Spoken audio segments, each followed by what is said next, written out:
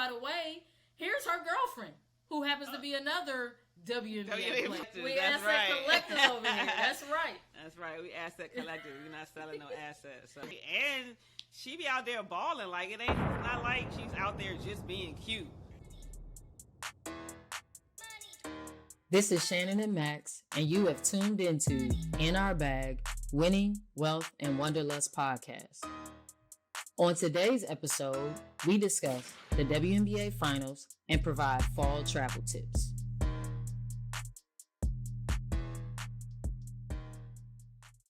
Hello, everybody. Welcome to In Our Bag, Winning, Wealth, and Wanderlust. I am Shannon, And I'm Max.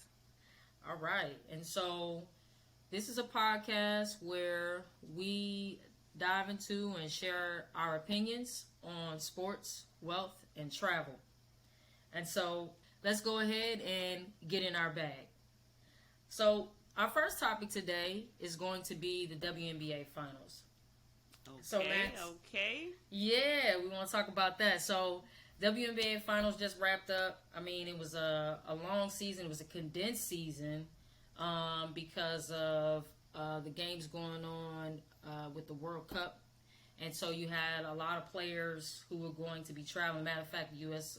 Olympic basketball team is already in Australia. We actually do know now who is the winner. The Las Vegas Aces actually won. And so I want to kind of put something out there, and congratulations to them. A'ja Wilson has been phenomenal since she left South Carolina. Shout out to Dawn Staley. I think she's also a phenomenal coach. It's good to see her continuing in her winning ways, right? But she's continuing to produce some really good caliber players. And matter of fact, I think she's got a really good recruiting class coming up this year. But nevertheless, A'ja Wilson is phenomenal. She's already been a 2-time MVP. She was Defensive Player of the Year this year. That's twice she's been that. But the steal of the show for the WNBA Finals was actually Chelsea Gray. Like, Chelsea Gray, you want to talk about somebody in her bag? Chelsea Gray was in her bag. Like, I've never seen a player actually make some of these clutch shots that she was making. So right? That was for the game today? Yeah. Oh, okay. Game 4, she actually got the WNBA Finals MVP. So I thought that was fitting. For a second, I thought they was going to give it to A'ja, and I'm like, nah, you got to give it to where it's due, because she pulled them out of a lot of clutch situations. And when I want to talk about somebody who's a clutch player, like, right. Yeah, Chelsea Gray's pretty clutch. They need to call her Chelsea Clutch is what they need to call her. But no, seriously, it was good. It was good. I think the other storyline, though, is like Mark Davis, who's the owner. Mark Davis, I mean, really, I think he deserves a lot of credit for this success with the Las Vegas Aces. He's been a very vocal owner, and I would say right now he's teetering really as one of the better owners in the WNBA. And there are a lot of good owners in the WNBA, so I'm not trying to slight anyone, but he really did put his money where his mouth is, right? He took a risk. He took a gamble. Well, I wouldn't even say he took a risk, but he went out and invested, and his investment paid off. And what I mean by that is he went and got Becky Hammon, who used to be the assistant coach for the San Antonio Spurs, who most people thought at one point she would actually be the head coach of an NBA team.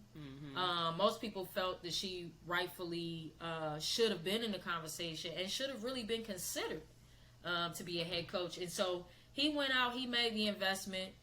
I mean, people didn't really like it a year ago when he went and got her from San Antonio and was willing to pay her $1 million a year.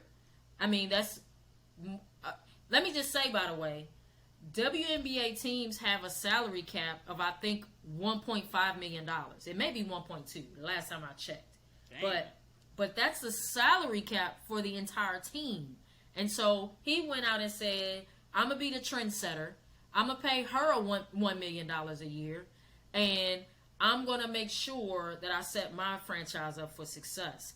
And that's what he did. And so in her rookie season as the head coach for the Las Vegas Aces, they have officially won a WNBA championship, which is the first for the Las Vegas Aces, which, by the way, used to also be the San Antonio Stars. And congratulations to them for that.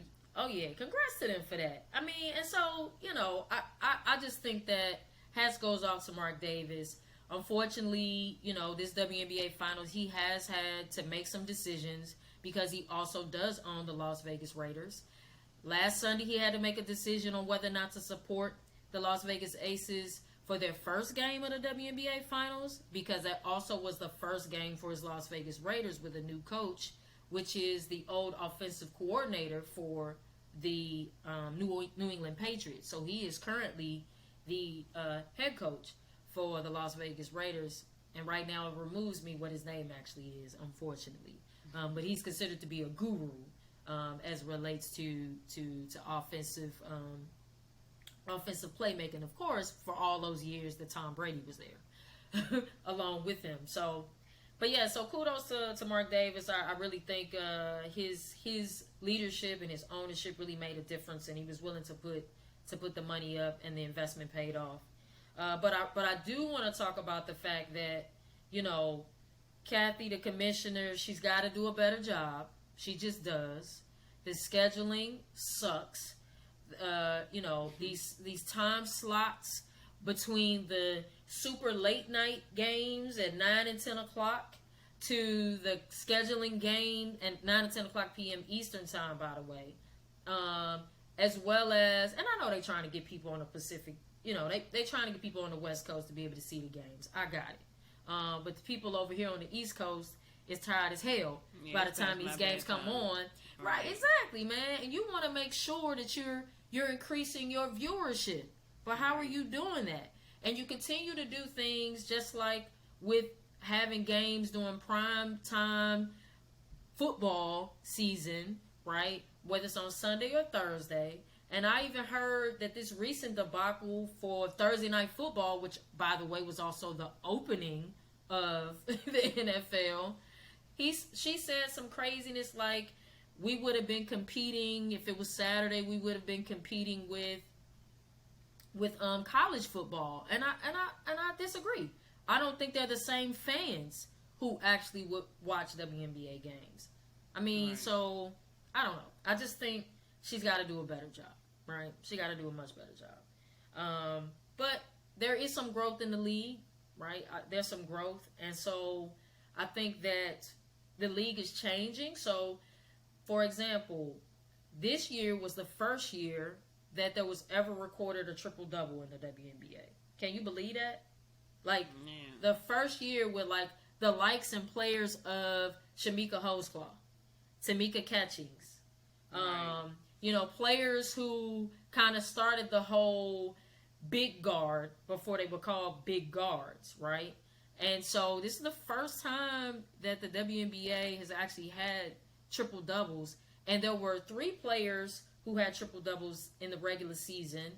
One of those players had 2 triple doubles, and that one player had 2 triple doubles in the WNBA Finals. She actually had back-to-back WNBA Final triple doubles, which was the first time that anybody had a triple double in the WNBA Finals. And on top of that, she wound up with back-to-back, so she had triple doubles in both Game 3 and Game 4. So this is Alyssa Thomas. Yeah, okay. Alyssa Thomas from the Connecticut Sun. I'm sorry, I should have mentioned her name. She actually wound up being the first player ever to record a triple-double in WNBA Finals, as well as to do it back-to-back. So even though it was in a losing contest, because they did lose Game 4, but I think this says a lot about the game. I think the game is changing a little bit, Max. I don't know. I mean, what you think? Yeah, I've seen some changes that I kind of like what's the young lady's name? Desiree? What's her name, man? Desiree? What's the cute girl that we saw when we went to Vegas that played with the eyelashes and the nails and got her shorts rolled up? The cute one that played for Connecticut. Oh, Dejanay. Yeah, Dejanay. Yeah, Dejanay Carrington. Yeah. Dejanay Carrington. Yeah, she's.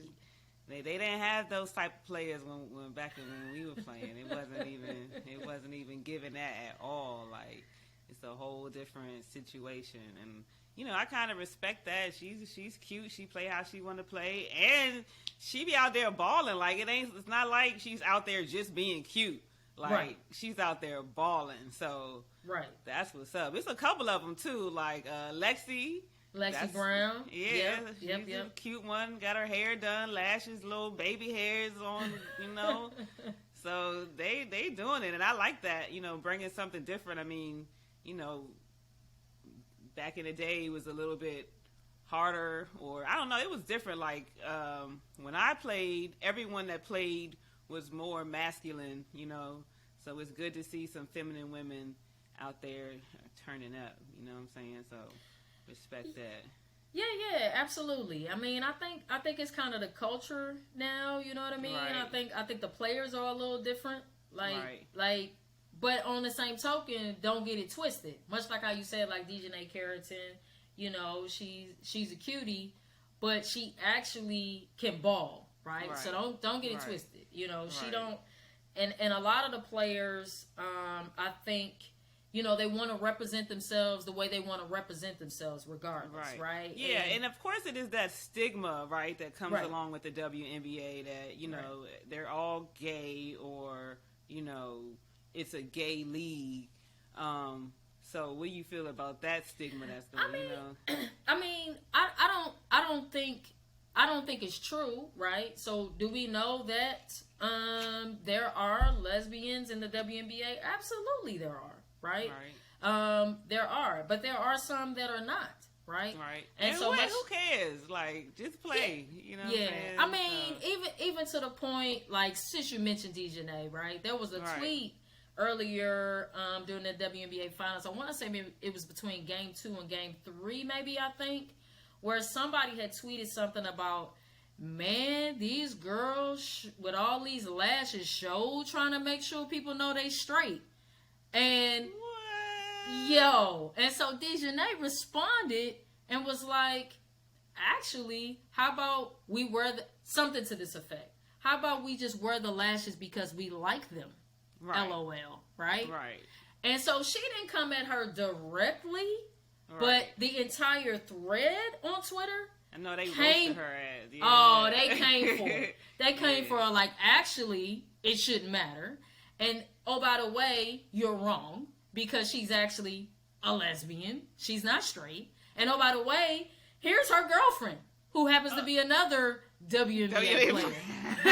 Melissa Smith, who, by the way, is out representing USA basketball over in Australia right now. Okay. So it's like, why? It don't even really matter, right? So, the difference is now, though, Max, I will tell you, like, how the WNBA, when it first started 25 years ago or 26 years ago, well, back in 1997, when it first started, the difference was a lot of those players were told to dress a certain way, to act a certain way, put on your makeup. Yeah. Like, they, they kind of put them in a box, right? Like they did on League of Their Own. Like they made them just like League of Their Own, which was a good series, by the way. Yeah, if you ain't seen League of Your Own, not that we are affiliated at all with Amazon, but it was actually pretty good, it was good. It was really good. Yeah, so I think I just think that so they were forced to wear makeup, to try to fit a certain image, but that wasn't who they were, so it came off awkwardly, as opposed to these women now,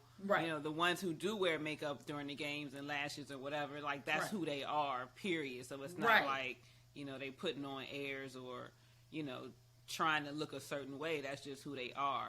Right. And I think the WNBA felt that was what they needed to have the players do in order to market them. Right. And I think they realized that, hey, we really need to go away from this. We really need to celebrate the diversity that we have with our players, right? And it's a league not just of lesbian players. It is a league of all women. But I'm gonna put something out here. I think this changed when the Diana Taurasi's of the world came out with her wife and Penny Toller, right?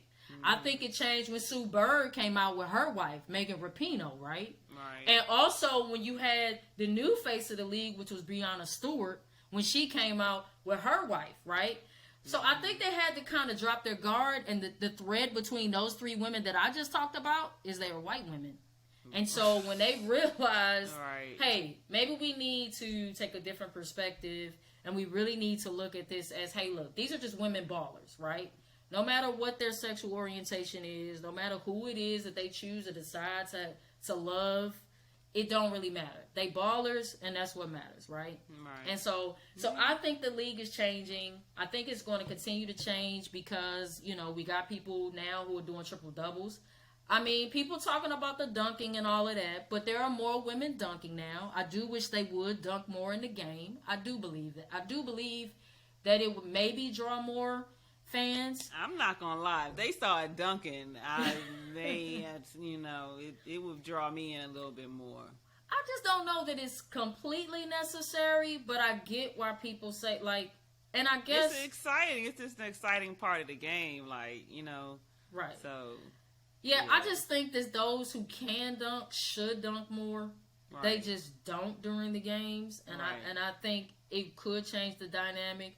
I mean, I appreciate the fact that the followership is growing and the fans are growing. I just think the league, i.e. the commissioner, and her front office need to do a better job at trying to grow the game, and that starts with the scheduling. Yeah. But let me move on from that. So anyway, again, congratulations to the Las Vegas Aces. Right. The WNBA season's wrapping up, but I think it's some good things coming up for the league, and I think the league is in a good place. I do think they need to continue to do a good job, or a better job, I should say, with trying to gain the casual fan, but I at least think there's some good things on the horizon for the WNBA. So, you know, I know football season started. We'll eventually get into some football stuff, but I at least thought that it would be appropriate, or, you know, that we should at least talk about them. Since we are women and we used to play basketball, I just thought it would be fitting. I still play. I don't know what you talking about. Well, man, I don't know. I can't get down like I used to. Believe it or not, though, I played, and it's so crazy. I'm glad you brought that up. It's so crazy. I went to this cookout, and they had this basketball court nearby. A bunch of the kids were shooting around. I was out in my flip-flops, and I never shoot around in my flip-flops because my ankles are, like, so weak. They're horrible. But I shot around a little bit and got a little warmed up. I wound up playing with the kids and shooting around. Oh, my God. You played a whole game in flip-flops? I didn't play a whole game, but I will tell you that it felt really good to just get some shots up. And I got some shots up for some hours. I ain't going to lie. It felt really good, though. Okay. But, yeah, so I just thought it was fitting that we should at least talk about them. All right? Yeah. So, moving on to our next topic. Trying to buy a house? Is that what you're trying to do? Yes. Trying to buy a house so we can talk a little bit about the housing market. Well, yeah. Okay. Well, I'm not trying to buy a house. I am buying a house. Okay. Actually what I have decided to do is to wait a little while. And I'm not necessarily waiting a certain amount of time. I'm really just trying to wait for the market to figure out what it's going to do. I don't see any point right now with the interest rate so high, and the inventory is looking like it's growing. Like the housing sales are declining, and the housing prices are declining. So I'm trying to wait to see what it's going to do. One of the main reasons that I'm waiting is because, you know, of course, it was this crazy boom in the market,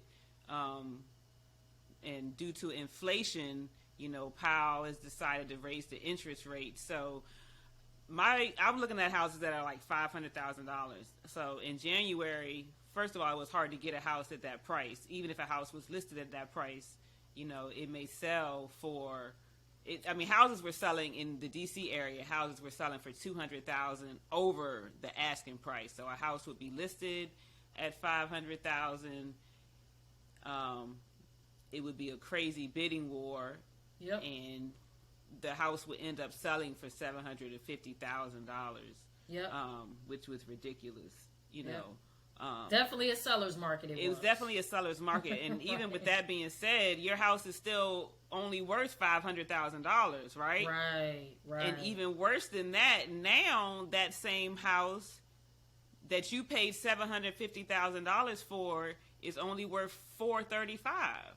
Right. So, you know what I mean? So I've just kind of waited out. Like, in back in January, a $500,000 house, you know, the interest rates back then were like, the Fannie Mac rates back in January were like 3.45%.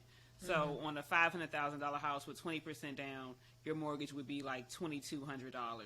That same $500,000 house right now with interest rates are, as of August, the Freddie Mac rates was 5.22. Okay. Right, the same mortgage, the same 30-year mortgage would now cost you $2,700 a month. So you're paying $500 a month more. And I'm not necessarily waiting, you know, because the interest rates are going to continue to rise. You can't time the market, you know what I mean? No. That's impossible. No. But for my situation, it just doesn't seem to make sense for me to buy right now, especially since I'm not in a hurry. Like, I don't have a deadline where it's like I have to, you know, make a move by this certain amount of time, so it doesn't make sense. I'm just really, you know, buying a house as an investment situation. So I'm kind of waiting to see. But however, if something does come up, like if the perfect house for me comes up and it's $300,000, got everything on my checklist that I want, I probably would go ahead and do it. But, you know, I'm not in a rush to make that move right now. So well, I think too, because the rates are going up, it's slowing the buying down for sure. Yeah. Which means there's more inventory. Right. Yeah. And so what'll happen is, you know, people got to bring the asking price of these homes down. Yeah. And that's kind of what I'm waiting for. I mean, and you know, I've seen that happen over the course of the last couple of months, like even houses in D.C. and Baltimore, you know, the prices have been dropping. You know, I'll see a house that I, you know, liked, that's come down $25,000-$50,000. You know, some of them are coming down $5,000-$10,000. So I'm just gonna wait and see what happens. But however, if y'all got deals for me, you know, you can send them to me. So if you got a good housing deal, let me know, because I might hop on that. Yeah, I mean, I definitely think people who bought really at the height of this thing. Yeah, they're not. Yeah. Yeah, they definitely went into those homes upside down. Right. Well, they're upside down now. Yeah, but but of course, like if it's a long-term investment, these you know, nuances from month to month and day to day, you're not really paying attention to it, and you still are in good because you might have overpaid, but you know, your interest rate was, you know, 2.5%, 3%, 4%. You know what I mean? So, you know, so in that case, you got more house for less. Right. Absolutely. Yeah. I mean, and look, I understand, like, when I bought my house, I bought it at 3.5. Right. I missed the 3.25. This was several years ago. But I did get in at 3.5. I walked in with equity. And I will tell you, at the height of this recent housing boom, my house was worth almost twice. Well, actually it was. It had gone up to, the value doubled. I'll just put it to you that way. Yeah. So if I had wanted to pull equity out, or if I wanted to sell, which I thought about selling and running. Right. Well, and a lot of people, some people did that, but the problem that some of them had was that they couldn't. Where could they go? Right. So that created a problem, because it's like, where am I going to go buy? And really, that's in essence what's going to happen right now, right? So I was kind of hearing, and I heard this, may have been on CNBC or something like that, where they were talking about right now, even for those who may have been looking to upgrade their home, right? Maybe they got more kids, or maybe because of COVID or whatever, they realized, hey, we need more space, right? Because we working from home or whatever. But it's not advantageous right now for them to do that. So they're just going to have to sit through it and wait. Yeah. Right? They missed their opportunity to get out when they could to Right. still try to get into something they could afford. Right. And right now it's just a little too high. Nobody wants to really pay Right. a mortgage where you're gonna wind up paying, $1,000 to $1,500 more than what Right. you would have paid a couple months ago. Right. I mean, in hindsight, if I would, 2020 is, it's always, what's the little damn saying? Hindsight is 2020, right? Hindsight is 2020. Right? Hindsight is 2020. So if I would have thought this through when I first started looking for houses in late 2020, I would have just bought something, period. Yeah. I could have bought something, period, at that time. You know what I'm saying? Bought a $300,000 whatever in the DMV area, sold it at the end of 2021 and been up, and then still continue to do what I'm doing now. You know what I'm saying? Right. So that was the time, like 2020 was the time to buy, to get the most value for what's happening now. So are you? It's crazy right now. Are you but I do see, it going back on the decline. So I'm just, Oh yeah, it's definitely on the decline. Yeah. I don't know if it's going to be a crash that everyone is waiting for. I don't think that that's going to happen because it's too many people who are waiting for that crash to happen. So I don't think a crash is going to happen. But I do think that prices are going to fall, more, and you may get more value. So in a couple of months.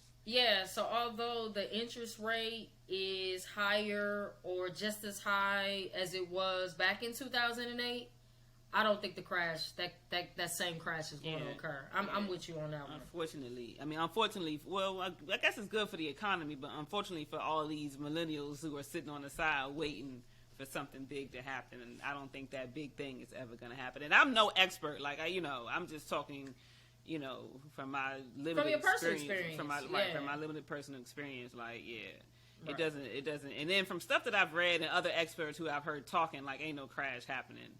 So, right. Yeah. Well, if you think about it from the Fed, and just to touch on this really quickly, I think once inflation is not as hot, because I think inflation last time I checked was at above 8%. I think it was 8.25 or something like that. Yeah, I don't remember exactly. Yeah, or 8.1. I think it was 8.1%. Right. On maybe last Friday or Thursday. But I think once it's not hot and it actually comes down a little bit, of course the interest rates will come down. But there will be a lot of inventory. Bottom line is there's going to be a lot of inventory because the homes just aren't selling at the rate that they were before. Right. Yeah. And so there'll be more opportunities. Right. Right. Yeah. And that's, and I've heard a lot of people complaining, the sellers need to not sell for that high, and, they created this and blah, blah, blah. Look, the market is the market. The house is worth what somebody's willing to pay for it. Period. That's right. So, that's right. You know what I'm saying? If somebody's willing to pay that $750 for a house that somebody assessed it at $5, and they got the money to do it, then that's what the house is worth, $750, and that's what it's gonna go for. That's just what it is. So, that's it's a free market. So, yep, market dictates, right? The market dictates it, right? So. Right. I didn't ask you. You trying to do single family or multifamily? Oh no, I'm trying. I'm an investor with it, so I'm definitely doing a duplex. Okay. Definitely doing that. At least a duplex, maybe a triplex, but it's definitely going to be a multifamily. Yeah. Okay. It's we wealth building over here, so there's definitely an investment situation. Yeah, that's the move. That's the move right there. If I could go back and do it over, I'd have done that several times over. Shit, you better rent them rooms out. You got all them damn rooms. I'm working on trying to get some multifamily properties too, though. So I probably will rent this house out, and I got some things cooking. We'll probably talk about them later on in some other episodes. But I had to have a talk with my family about owning property. I'm like, listen, we're not selling no more houses in this family, period. Right. You know what I mean? When my grandma passed a couple of years ago, she had unfortunately taken out a reverse mortgage on the house, and I'm like, I don't care, whatever, I'll pay the mortgage, but we're not selling any houses. period. Right. So we had that conversation, and we actually found someone to rent the house, which pays, most of the mortgage. But yeah, it's a different situation. Like, we're not selling no houses, we're not selling assets. You know what I'm saying? That's right. We collecting assets. We collecting assets. We asset collectors. That's right. Collectors over here. That's right. That's right. We asset collectors. We're not selling no assets. So, yeah. But all right. So that's cool. That's what's up. I mean, as we continue through this season, we'll continue to talk about some of our experiences, what we're doing as it relates to building wealth, collecting assets, buying properties. As well as other investments. So that's good. I mean, thanks for sharing, what your experience is right now and what the vantage point and how you're looking at it right now, especially because the interest rates are really high. All right. Yeah. So, actually, let's get into our last topic of this week's episode, of our first episode. And let's get into some travel, man. Like, the weather's starting to drop, even though the summer was good. And we like to travel all the time. And so I know you got some hot ones on deck for us for this fall. Yeah. And so let's go ahead and get into them travel tips. I think you got like 5 fall places you think we should check out, the five hot places to travel for this fall. Yep. So I did a little research and giving people 5 top fall travel destinations. Okay.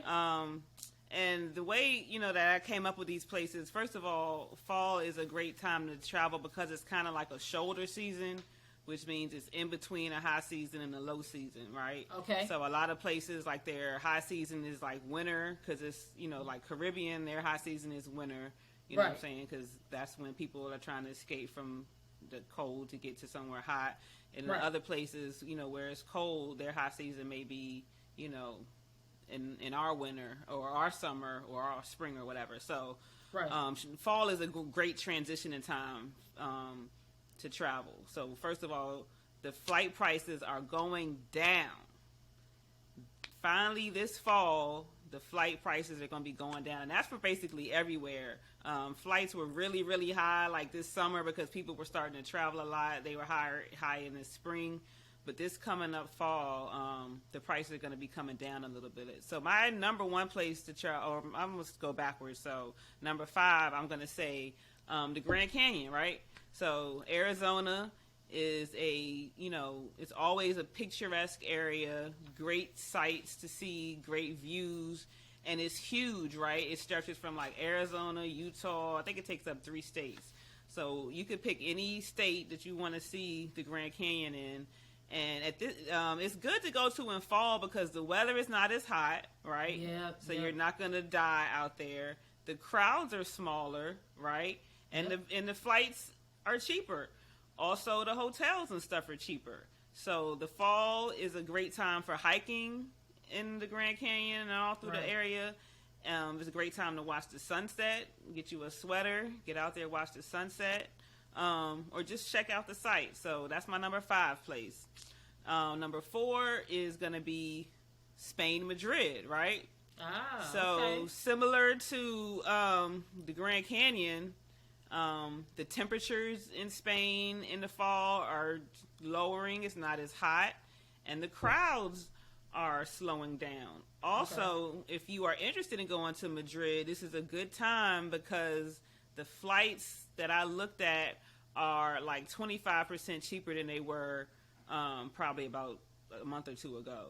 So if you're trying to go to Madrid or Spain right now, the fall is, if you had that on your list, the fall right now this year, 2022, would be a good time to check it out. And when I'm saying fall, I'm talking about like September, October, and early November. So that's a good time to check out Madrid. Number 3 on my list is Iceland.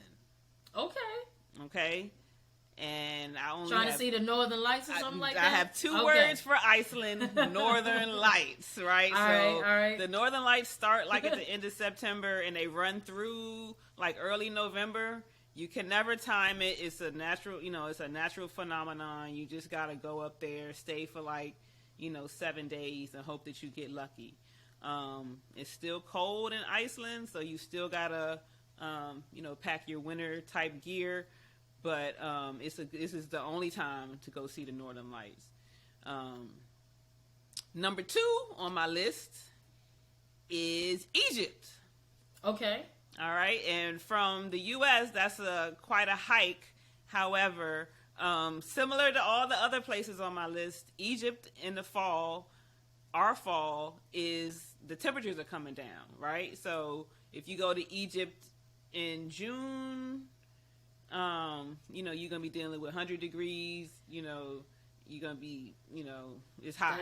That desert is unforgiving. That desert, right. Yeah, so kind of in the fall, it's their temperatures are a little bit more forgiving. And again, they have less crowds. It'll definitely be a good idea. This is kind of like when I like to travel. Like, I'm not a high season chaser. I don't really travel around holidays unless, it's for someone's birthday or whatever. Right. But I skip holidays, you know what I'm saying? I skip major events unless it's something that I'm going to.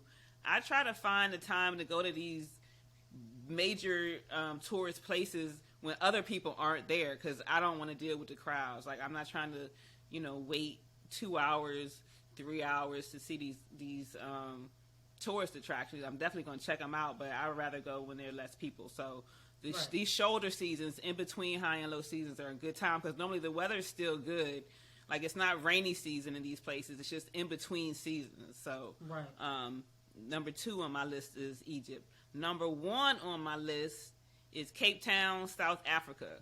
So Egypt is Africa too, but I gotta put some Africa on my list. So Cape Town is number 1 on my list. They have the plenty of attractions. The weather is still good. I didn't see much about the crowds around this time.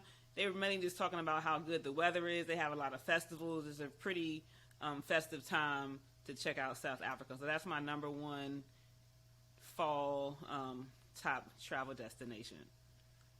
Okay, that's what's up. That's what's up. All right. Yep. So no, go ahead. I was just gonna say, if anybody's been to any of these places, let us know. Let us know how you liked it. When did you go? If you have any places that you plan on going this fall, let us know. And yeah. All right, so yeah, you heard her. If y'all got some suggestions, definitely hit us up on our socials. You'll be able to see that on our actual page. And so definitely hit us up on that on all our socials. And so with that being said, this actually is near the end of our show. This brings a conclusion to our episode. Hopefully you enjoyed yourself and listening in to our first ever episode.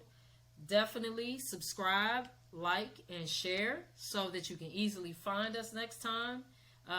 And make sure you come back, right? So we got some good stuff coming up this season. Our next episode, we're going to get into some investments. You heard us kind of touch on a little bit that we collecting assets over here, and that we're actually trying to build wealth, and it's real stuff. And so you'll be able to walk that journey with us and listen in next episode as we talk about some of the investments that we're in, some plays that we're actually actively trying to well, not actually trying to, that we actually are in right now. And so definitely listen to the next episode. I also want to say that we've appreciated you spending time with us, because we understand there are so many podcasts out there. So definitely come back next time as we get in our bag. All right. So everybody take care, and we can't wait to definitely have you join us next time. All right. Peace.